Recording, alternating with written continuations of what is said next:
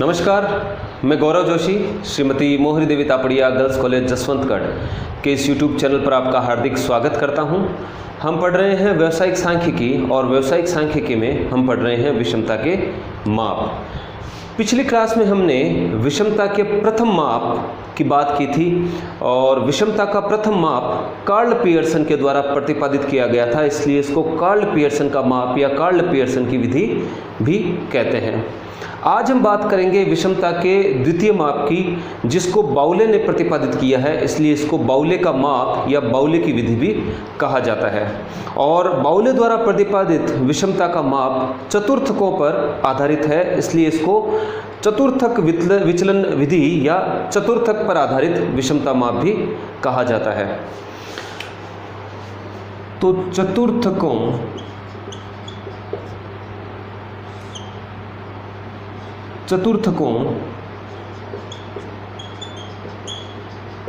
पर आधारित विषमता माप या विषमता का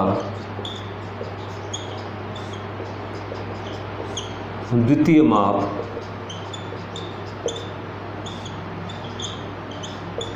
बाउले की विधि। तो चतुर्थकों पर आधारित विषमता माप का साइन है स्क्यूनेस, और क्योंकि ये चतुर्थकों पर आधारित है, क्वार्टाइल पर आधारित है, इसलिए यहाँ पर क्यू लिख दिया जाता है। क्वार्टाइल थर्ड, क्वार्टाइल फर्स्ट दोनों का टोटल करते हैं और इसमें से 2m माइनस कर देते हैं, यानी कि जो द्वितीय चतुर्थक है क्वार्टाइल थर्ड और प्रथम चतुर्थक क्वार्टाइल फर्स्ट, इन दोनों का टोटल कर लिया जाता है और इसमें से मीडियन का 2 गुना घटा दिया जाता है। अगर विषमता गुणांक की बात करें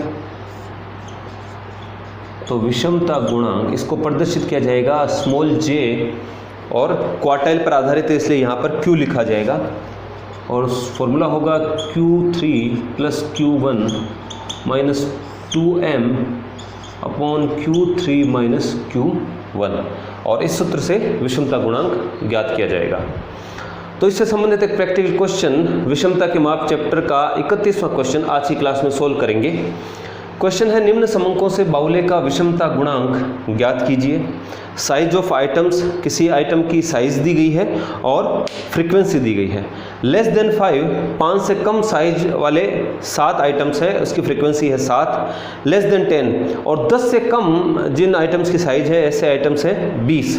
5 से 15 के बीच में आइटम्स हैं 38। 15 से ज़्यादा 15 एंड अबव है 55, लेकिन उनमें से 20 से 25 के बीच में है 20 आइटम्स, और 25 से ज़्यादा जो है वो है 5, और 30 से ज़्यादा है 1। तो इस प्रकार से आइटम्स की साइज़ दी गई है और उसकी फ्रीक्वेंसी आवृत्ति दी गई है। तो चतुर्थकों पर आधारित विषमता माप या बाउले की विधि से विषमता माप ज्ञात करने के लिए हमको Q3, Q1 और m ज्ञात करना पड़ेगा। तो क्वार्टाइल्स और मीडियन हमको ज्ञात करने पड़ेंगे। Calculation of median and quartiles.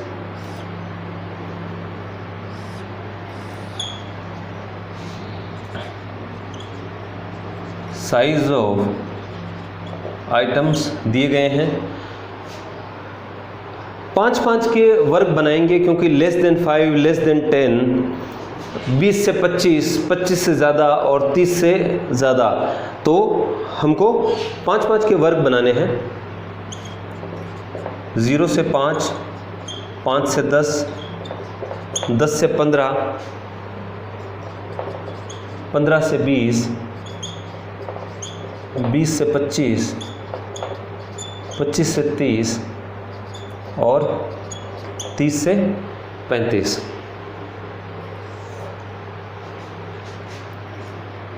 इसके सामने हम लिखेंगे फ्रीक्वेंसी। तो लेस देन 5 से कम, यानी कि 0 से 5 जो आइटम्स है वो है 7, उनकी फ्रीक्वेंसी है 7। फिर लिखा है लेस देन 10, 0 से 10 की आवृत्ति है 20, तो 0 से 10 की आवृत्ति है 20, लेकिन 0 से 5 तक की आवृत्ति है 7, तो 5 से 10 की आवृत्ति इन दोनों का अंतर हो जाएगा 20 माइनस 7, 20 माइनस 7, इन दोनों का अंतर होगा 5 से 10 की आवृत्ति। 0 से 10 की टोटल जो आवृत्ति है वो 20 है, लेकिन 0 से 5 तक की आवृत्ति 7 है, इसलिए 5 से 10 की आवृत्ति होगी 13, 20 माइनस 7। फिर 10 से 15 की आवृत्ति, तो 5 से 15 की आवृत्ति दी गई है 38, तो 5 से लेकर 10 और 10 से 15, तो 2 वर्गों की आवृत्ति एक साथ दी गई है जो कि है 38, तो 5 से 10 की आवृत्ति और 10 से 15 की आवृत्तियों का टोटल है 38। तो 10 से 15 की आवृत्ति हमको केवल ज्ञात करनी है, 5 से 15 तक की आवृत्ति हमको दी गई है कि 5 से 15 तक की आवृत्तियों का टोटल है 38, तो 5 से 10 की आवृत्ति है 13, तो 5 से 10 की आवृत्ति 38 में से घटा देंगे तो 10 से 15 की आवृत्ति ज्ञात हो जाएगी, तो 38 में से 13 माइनस करेंगे तो आता है 25। इसके बाद 15 एंड अबव की आवृत्ति दी गई है 55, तो 15 से बाद की 15 से लेकर 30 तक की सारी आवृत्तियों का योग है 55। इसके लिए हम क्या करेंगे कि सबसे पहले जो लास्ट का वर्ग है, अंतिम वर्ग है, वहाँ जाएंगे और उसकी आवृत्ति ज्ञात करेंगे। तो 30 एंड अबव, 30 से ज़्यादा की आवृत्ति है 1 दी गई है क्वेश्चन में।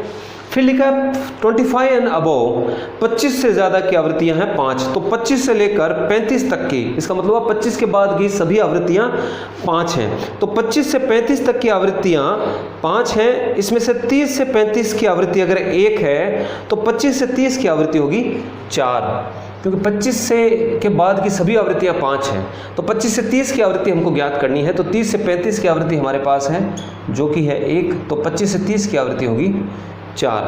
20 से 25 की आवृत्ति दी हुई है 20, और 15 से 20 की आवृत्ति हम ज्ञात करेंगे, तो लिखा है 15 एंड अबव, 15 के बाद की सभी आवृत्तियों का योग है 55, तो सभी आवृत्तियों का योग 55 है 15 के बाद की, जिसमें से 20 से 25 20 के बाद की हमको 15 से 20 की आवृत्ति ज्ञात करनी है, और 15 के बाद की सभी आवृत्तियों का योग 55 है, तो 20 से लेकर 35 तक की आवृत्तियों का योग 55 में से घटा देंगे तो 15 से 20 के बीच की आवृत्ति ज्ञात हो जाएगी। तो 55 में से 20 माइनस 4 माइनस 1 कर देंगे। 15 के बाद की सभी आवृत्तियों का योग 55 है, और 20 के बाद की आवृत्तियों का योग है 20, 4 और 1 25, तो 55 में से 25 अगर माइनस करें तो 15 से 20 के बीच की आवृत्ति है 30। तो इस प्रकार से हमने जो है आवृत्ति ज्ञात कर ली प्रत्येक वर्ग के लिए।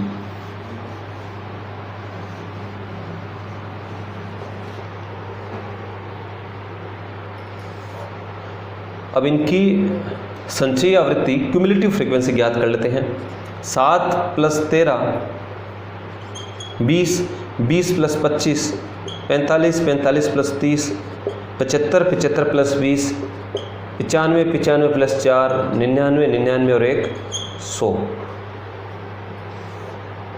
तो सभी आवृत्तियों का योग है 100। अब हमको विषमता का माप ज्ञात करने के लिए Q3, Q1 और मीडियन ज्ञात करना है। तो सबसे पहले हम Q3 ज्ञात करेंगे, Q1 ज्ञात करेंगे। तो Q1 ज्ञात करने का फॉर्मूला होता है n/4, प्रथम चतुर्थक, यानी ये क्वार्टाइल है, क्वार्टर है, तो दी गई संख्याओं का या जो नंबर ऑफ आइटम्स हैं, यहाँ पर अगर फ्रीक्वेंसी दी गई है तो टोटल ऑफ फ्रीक्वेंसीज, तो जितनी आवृत्तियाँ हैं, जितने नंबर ऑफ आइटम्स हैं, उनमें अगर 4 का भाग लगा दे तो क्वार्टाइल, फर्स्ट क्वार्टाइल ज्ञात हो जाता है। तो n/100, और यहाँ पर n है आवृत्तियों का योग, n है 100, तो 100 में 4 का भाग लगाएं तो आता है 25। तो 25वां पद Q1 है, और 25वें पद की संचयी आवृत्ति, 25वां पद 25वां पद कौन सी संचयी आवृत्ति में आता है? 25वां पद 45वीं संचयी आवृत्ति में आता है। यानी कि जो 25वां आइटम है वो 25वां आइटम Q1 है। और 25वां आइटम कहाँ पर आता है? 25वां आइटम इस 45 वाली क्यूमुलेटिव फ्रीक्वेंसी संचयी आवृत्ति में आता है, क्योंकि 0 से 5 के बीच में 7 आइटम थे, फिर 13 आइटम थे, इसका मतलब 5 से 10 के बीच में 20 आइटम हो गए, और फिर 10 से 15 के बीच में 25 आइटम थे, तो 20 और 25 यहाँ पर 45 आइटम हो गए। तो जो 25वां आइटम है, 25वां पद है, वो इस 45वीं संचयी आवृत्ति में आता है। और 45वीं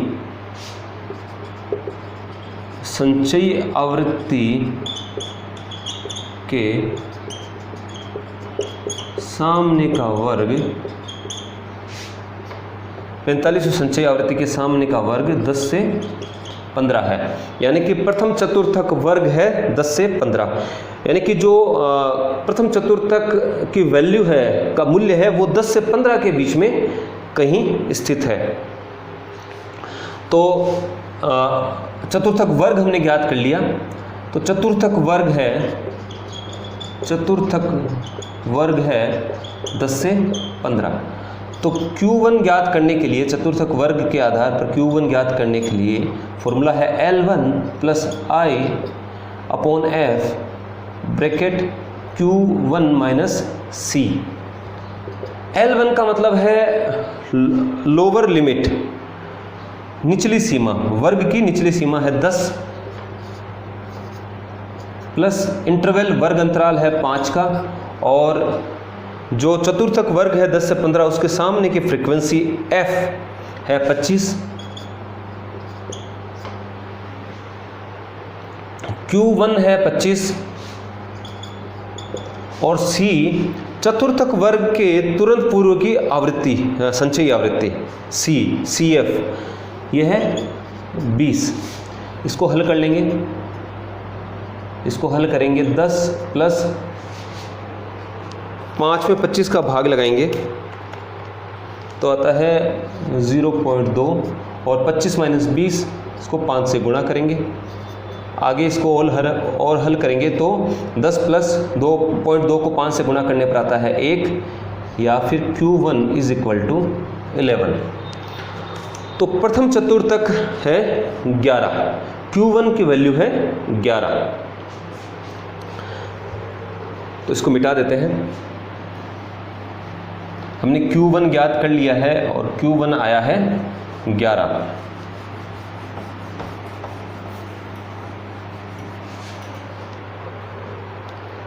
तो यहाँ लिख लेंगे Q1 जो हमने ज्ञात किया है वो है 11।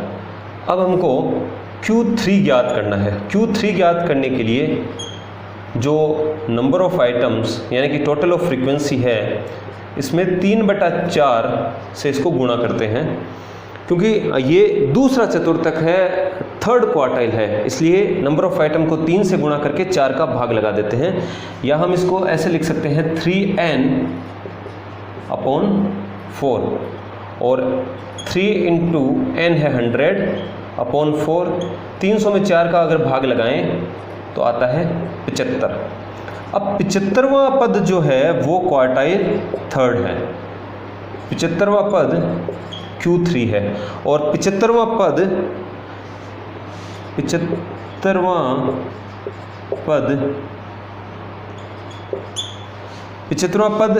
ये 75 वाली संचयी आवृत्ति में आता है, और 75वें पद के सामने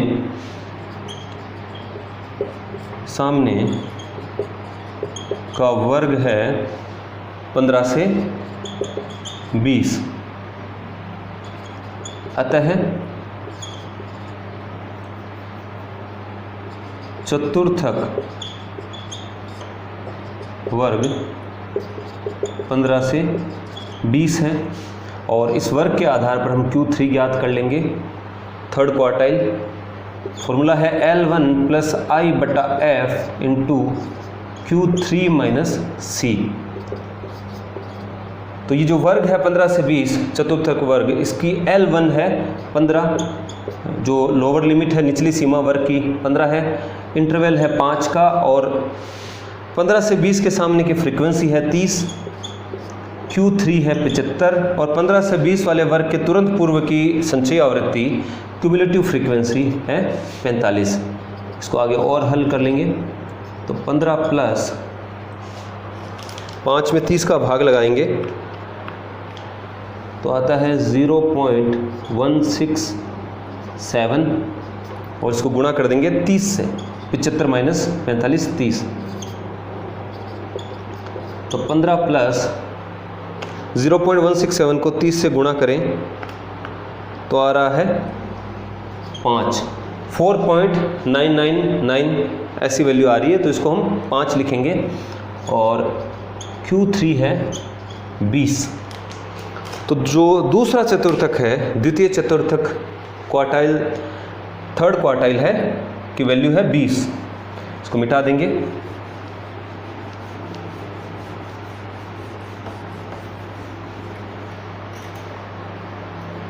तो Q3 हमने ज्ञात कर लिया है, Q3 है 20।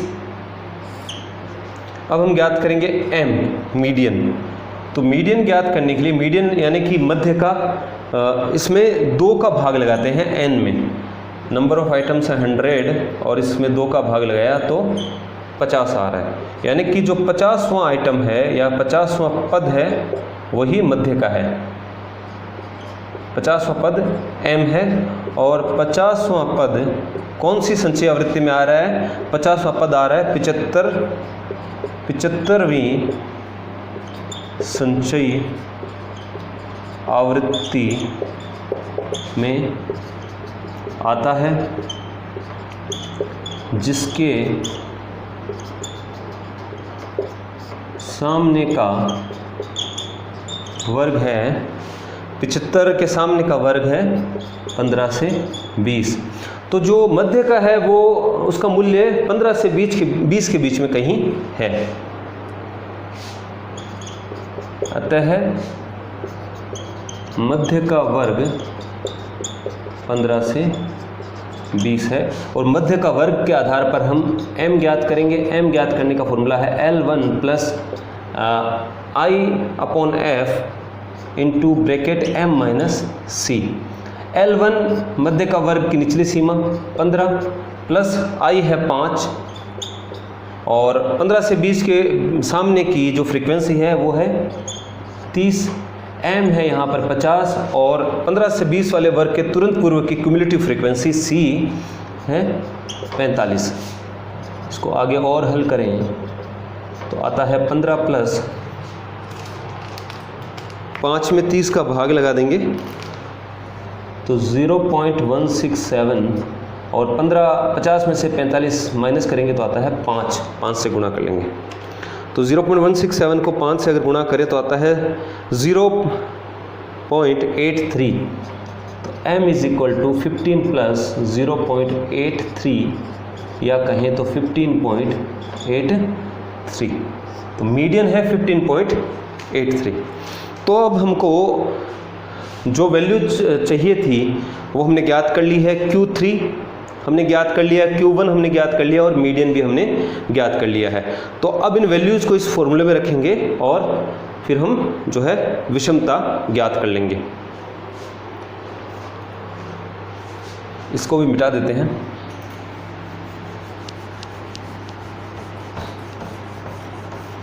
तो मीडियन है m इज इक्वल टू 15.83।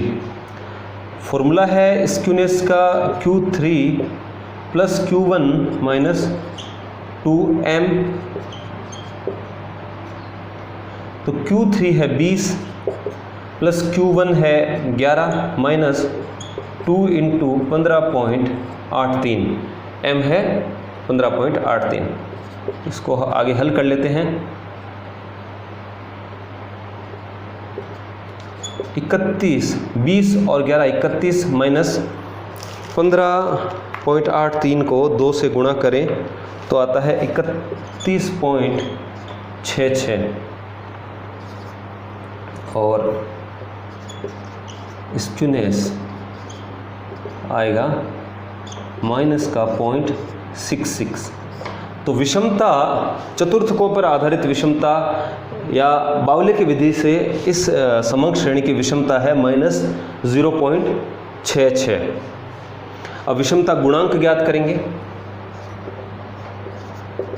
इसका फॉर्मूला है Q3 plus Q1 minus 2m upon Q3 minus Q1। Q3 है 20 प्लस 11 माइनस 2 इंटू 15.83 बट्टा 20 माइनस 11।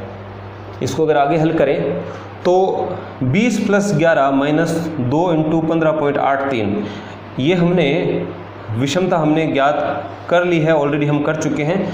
तो इसको अगर हल करें तो आता है -0.66 और जो ऊपर वाली लाइन है इसको हल करने पर आता है 0.66 और 20 में से 11 माइनस करें तो आता है 9।